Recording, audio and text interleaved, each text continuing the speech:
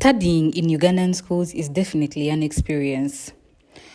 But I think a lot of people from other African countries could definitely agree, and they could say the same for their own experiences in their secondary or even primary school. It's quite amazing how many things our high schools have been able to get away with for as long as they have. Like, not to be dramatic, but some of our teachers need to be in jail, low key. If I was to rate my high school experience from a scale of 1 to 10, I'd give it a 1. The only reason that's why I would give it that 1 point is because I would be comparing it to experiences I've had from my fellow classmates, from like other people around me. And like in comparison to theirs, like people have had really traumatic stuff happen to them in high school, in secondary schools, in these institutions. So I wouldn't want to I don't think I had the best time, but I don't think I had the worst time. So that's why I would give it 1 point. So for context, I did my secondary at what is referred to here in Uganda as a traditional school. These schools are like legacy schools, I would say. Like they've been around for a really long time. They have great alumni, and saying that you're from one of these schools instantly puts you on a certain level in people's heads, at least in my experience. So a general characteristic of these schools is they heavily lean towards one specific religion. Like a school is either Catholic, Muslim, or Anglican. When you attend these schools, it is expected of you to abide by their religion. So even if you're a Muslim and you're attending a Catholic school, you are expected to attend the mass, the rosaries, the Catholic activities that are going on in the school, just by mere fact that you're a student there. Which is a thing about these schools that I really hated. Like everything is a must. They force you to do everything. I don't know if this is unique to my school that I was in or not, but it irritated me so much. Like everything was by force. Going to class is by force. Reading is by force. Waking up is by force. Sleeping is by force. It took the need for conformity to a whole other level. So another thing that is a rule in these schools, the final boss of every stupid rule, in my opinion, is we weren't allowed to have hair, to keep our long hair at school. Like, we had to be bold to attend the schools, like BTS going to the military type of bold, like, if you catch my drift. Not a strand of hair in sight. Like, if you could, my headmaster in primary school would say that if you can pinch your head and there is like something to hold on to, that's too long. You're basically Rapunzel at that point and you need to chop it off. This rule caused so many tears amongst me and my peers. Like, we loved our hair, especially girls. We loved our hair so much. And I hated it, cutting it off every beginning of term. And it got worse as I grew older. Like, as I grew older, I started to dread going to the salons to cut off my hair. My mom and I fought at least once every holiday about it. I hated it so much. But there was nothing to do about it. Rules were rules. In Uganda, a large percentage of primary and secondary schools require their students to have extremely short hair. They give various half-assed reasons as to why it's meant to be that way. And I will get to those, but I just want to briefly talk about where this policy arose from. So the answer is colonialism. Colonialism, yeah, that's it. That's where it came from. So before colonialism, pre-colonial era, before the owners of the world, they owned the whole world, before they arrived, African hair held great importance and significance amongst many tribes and cultures.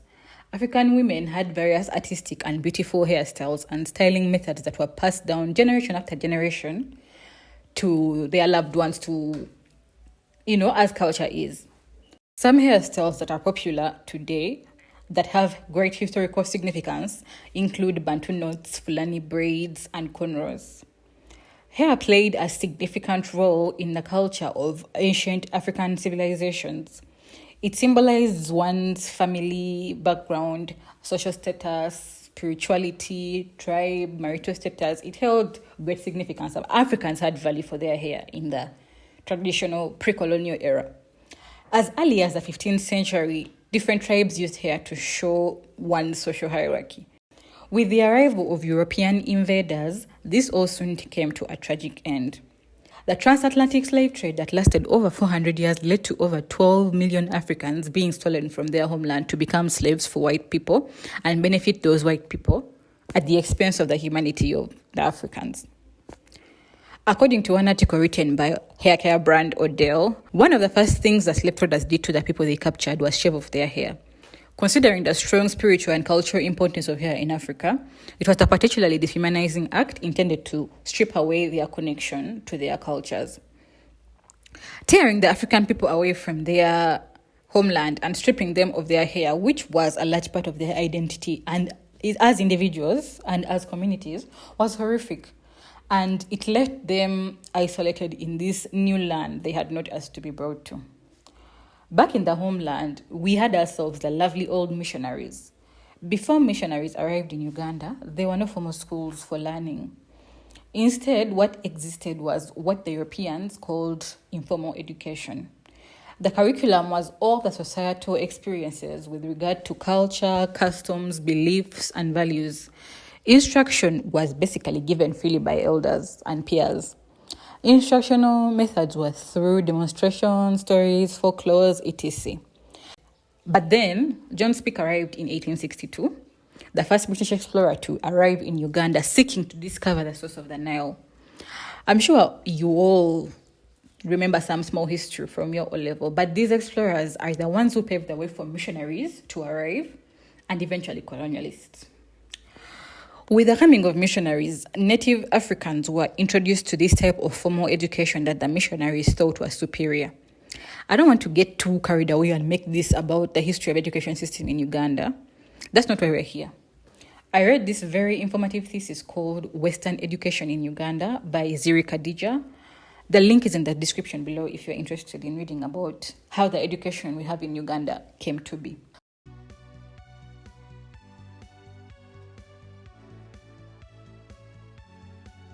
So back to the topic at hand. When Christian missionaries established schools in Uganda and in different parts of East Africa, they constructed this narrative that black hair was unsightly, ungodly, and untamable. One thing white people are going to do is claim that something that is normal to them is superior and everything else is inferior. So their obvious solution to this was to have African girls cut their hair off. So I got this topic idea after I saw a video on IG, which I didn't think was a big deal at that time until I opened the comments. So the video, which was posted by this user, was a short reel where female students were dancing around in their circle and having fun at their leavers party.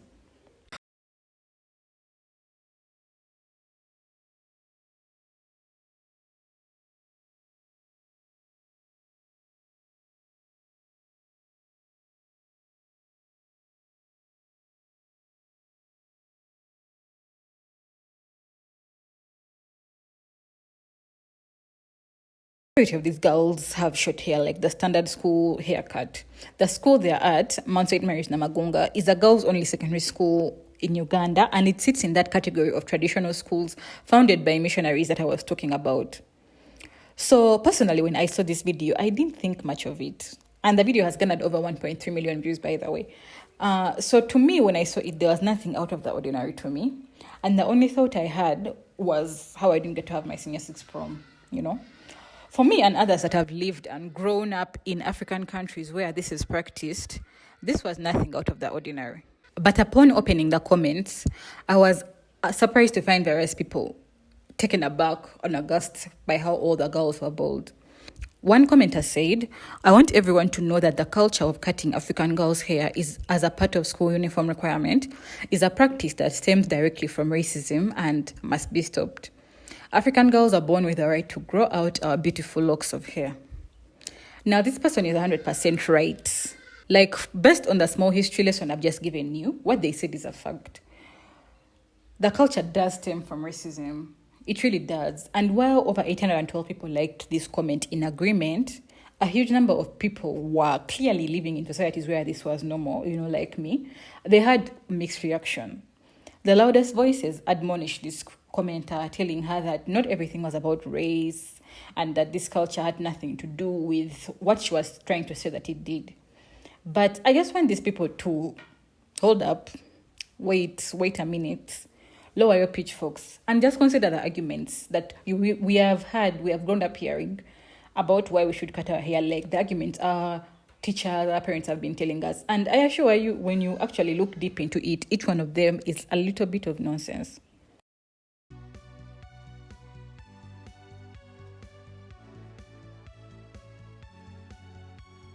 So we've already gone through the OG argument for why we cut our hair for school. It's because the colonial missionaries who introduced it believed it was unsightly, ungodly, and untamable.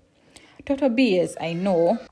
So, this argument that our hair was unsightly, ungodly, and untamable, it was total nonsense. Like, it's what was believed by people. It's what they indoctrinated their African converts into believing. Apparently, the straighter your hair is, the closer you are to God. I don't know if God can't hear our prayers when our hair is curly. I don't know. Who knows? They made up the rules anyways, so I guess it makes sense to them. The second common argument that people have about cutting girls' hair for school is that it is time-wasting and time-consuming. Actually, it's the main reasoning I hear a lot. Like, I've grown up hearing a lot. Like, oh, if girls have long hair, they're going to waste time combing and styling it instead of reading. Oh, it's distracting from the important things, and so on and so forth. Now, I don't want to say that it isn't a valid point. Like, it is a truth universally acknowledged that hair, especially African hair, takes a lot of time and effort to maintain. It's true, I can agree with that. But the argument that it takes precious time away from studying, that it distracts girls from the important school activities is, in my opinion, misguided. Like, it just seems to me like we are putting priority on the wrong things. Studying and getting an education and getting good grades is important. It's necessary, and it is a privilege. But it is not the end-all be-all. I assure you, the world will not end if female students are given extra time to maintain, keep their hair like neat and clean, instead of reading about yet another European war that happened in the 18th century in some random town. Like, they'll be okay, I assure you. And there's just something about the relentless format of Ugandan education. Most of the top schools have this non-stop routine, like wake up by 4, morning preps, classes 2 for 40, then night preps till late. At my old school, we'd have senior preps still 11 p.m. We'd be awake by 3 a.m., even though waking up time was supposed to be 4 officially, because we had to fight for bathrooms. And even on weekends, we are plagued with various activities, compulsory, mind you. And we are expected to also study then. Like, no wonder we think having hair will waste time at school. It's because they think every second that is existing is made for school, which should not be the case. But it doesn't have to be this way. Like just imagine a world instead where morning preps were optional, and that maybe classes started like at 8 or 8:30 a.m. and students were only required in class by then. Girls would have ample time to get ready and be in class on time. But no, instead schools make it so that girls are required in class very early. They create a scarcity of time themselves by forcing us to meet these weird standards, and then they start saying we won't have time to maintain our hair, as if they don't know, as if they don't have the power to give us the time.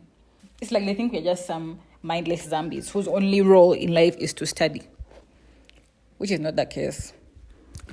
Hair care brand Livera did a YouTube interview with Mrs. Victoria Kisarale, a former headmistress for Gayaza High School. For those who may not know, Gayaza High School is a traditional girls-only secondary school, but it's one of the select few that actually lets girls keep their hair.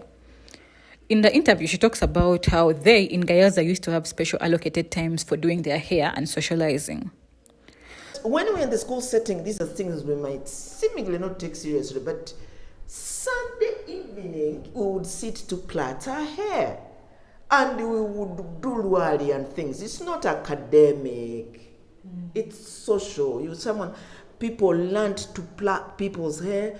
One of my parents told me that her daughter survived either in USA or UK by plaiting hair.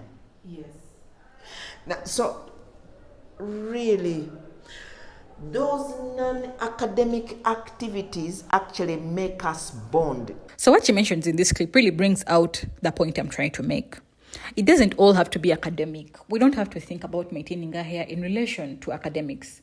We can have a time for books and a time to take care of our hair. And our strict schools like to gaslight us into thinking that keeping long hair will make us dumb and fail academically. But a school like Gaza is a living testament against such a notion. It's one of the top schools, without a doubt. So our other schools are deceiving nobody. We can succeed, and we do succeed. Like, we are studying in university, and we are actually, fine, understand university, we have grown up a bit more. But still, we have hair and we are reading, like, yeah. So the third argument that we hear a lot is the one that makes my blood boil the most. But apparently, long hair makes girls look more mature and grown up, and that cutting their hair short will keep them looking young. You know, the age they're supposed to look, apparently.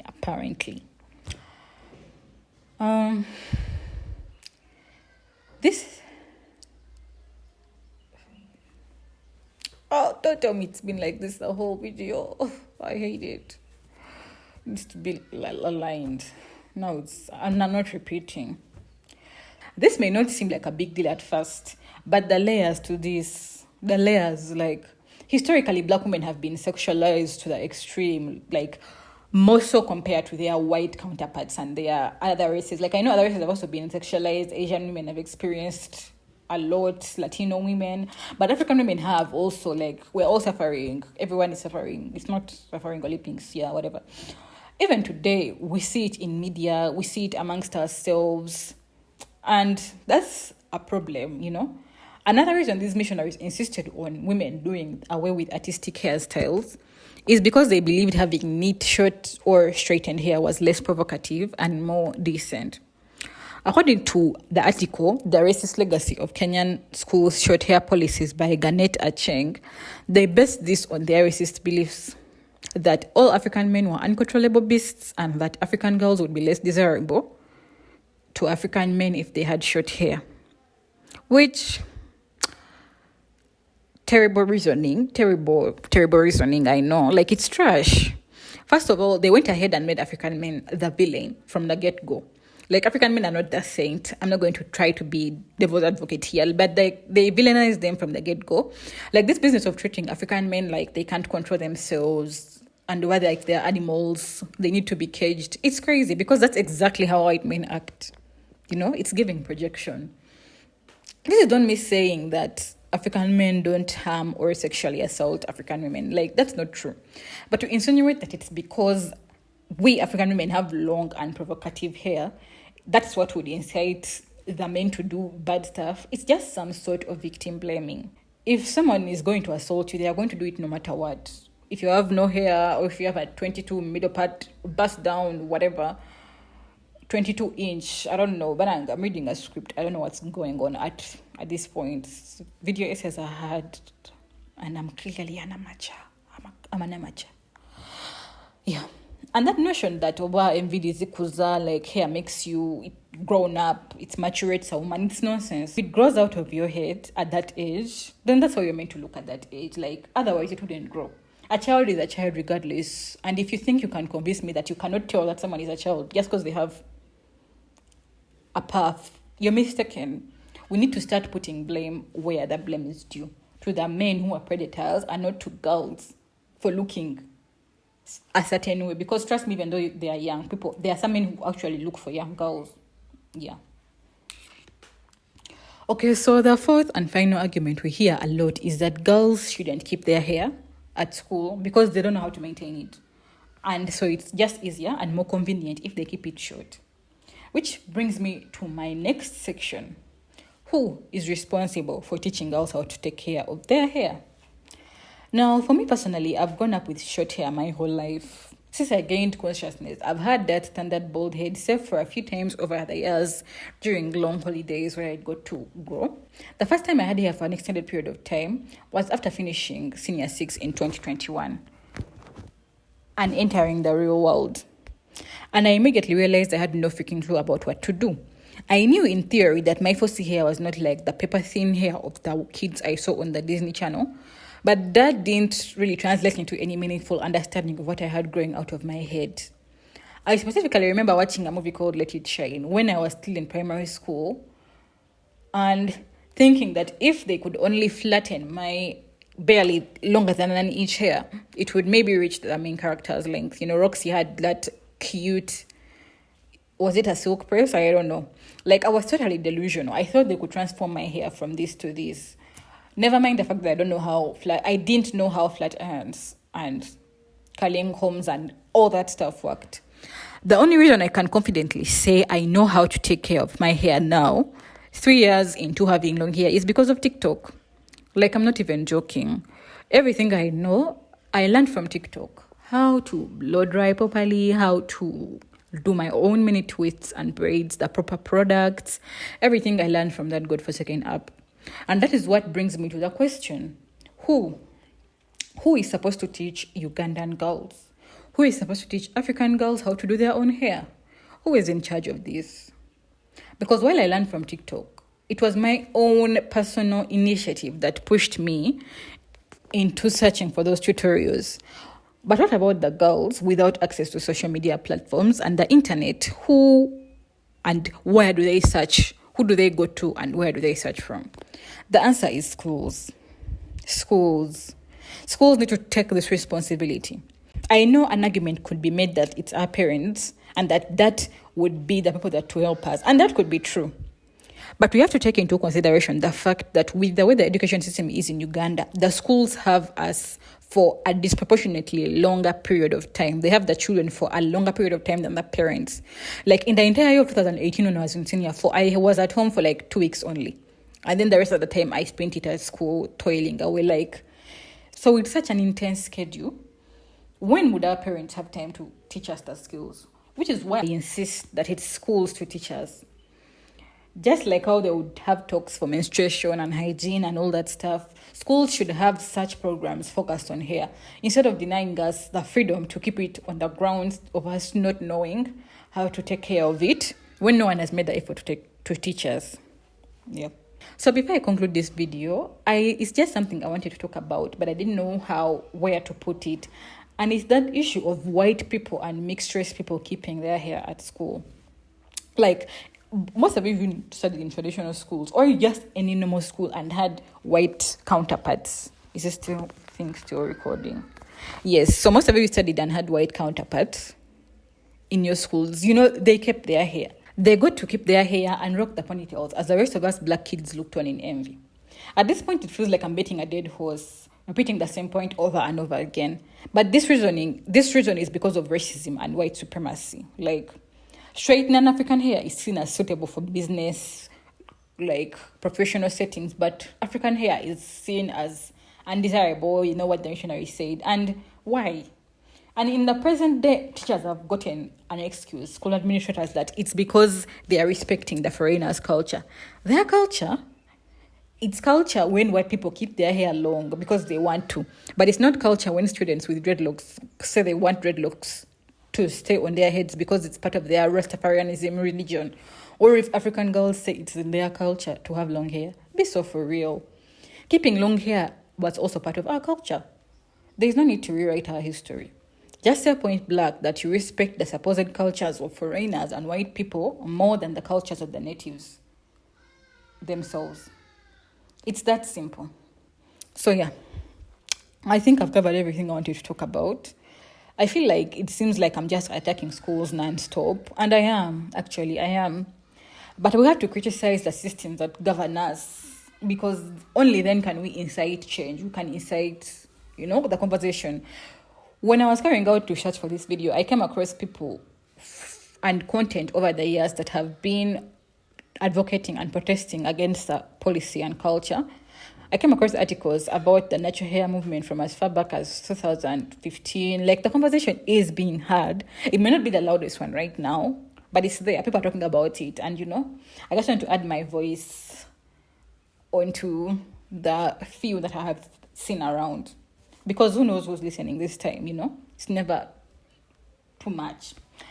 I honestly don't know how to conclude. Like, this is my very first video essay. I'm excited to start this. It's been a long time coming, and I'm just excited to see how far I can take this. Like, I'm very interested. I'm always watching YouTube essays. I like so many of them, and I wanted to see if I can do my own, So watch this space, hopefully we'll see if I'm working on a few ideas. I don't know when this will come out itself, the video. I don't know when I'm going to next work on, but I have many topics just like this that I'm interested in talking about. So if you like this video, please leave a like, comment, subscribe, all that stuff. I don't know, I've never been on this other end. I'm usually the one being told to subscribe, so I don't know. Yeah, okay, I think that's it. See you in the next one, whenever that may be. Bye.